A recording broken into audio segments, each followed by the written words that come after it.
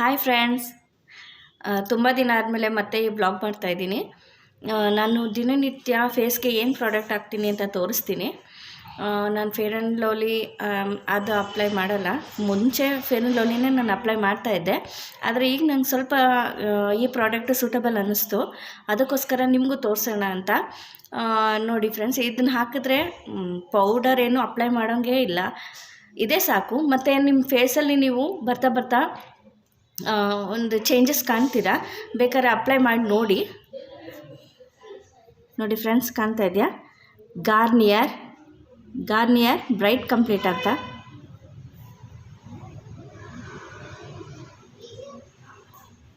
Garnier bright complete ಅಂತ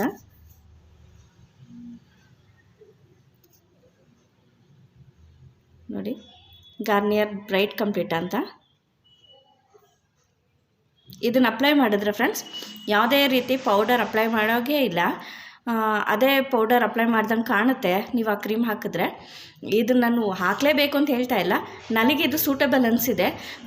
ಆಮೇಲೆ ಇದನ್ನು ಅಪ್ಲೈ ಮಾಡುವಾಗ ಫಸ್ಟು ನಮಗೆ ಇದೇನಪ್ಪ ಈ ಥರ ಒಂಥರ ಡ್ರೈ ಅನಿಸೋ ಹಾಗೆ ಅನಿಸುತ್ತೆ. ಆದರೆ ಏನು ಅಂದ್ಕೋಬೇಡಿ, ಹೋಗ್ತಾ ಹೋಗ್ತಾ ಅದೇ ಅಡ್ಜಸ್ಟ್ ಆಗುತ್ತೆ.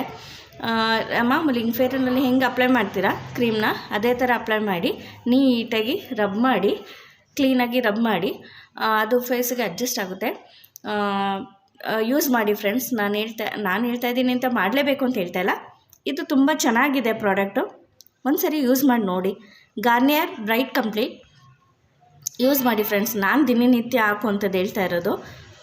ಇದನ್ನು ಅಪ್ಲೈ ಮಾಡಿ ಬರೀ ಲಿಪ್ಸ್ಟಿಕ್ ಒಂದು ಸ್ವಲ್ಪ ಲೈಟಾಗಿ ಲಿಪ್ಸ್ಟಿಕ್ ಹಾಕಿದರೆ ಸಾಕು. ಅದೇ ಒಂಥರ ಗ್ರ್ಯಾಂಡ್ ಲುಕ್ ಕಂಡಂಗೆ ಕಾಣುತ್ತೆ. ನೋಡಿ ಫ್ರೆಂಡ್ಸ್, ಒಂದು ಸರಿ ಟ್ರೈ ಮಾಡಿ. Garnier bright complete. Thank you.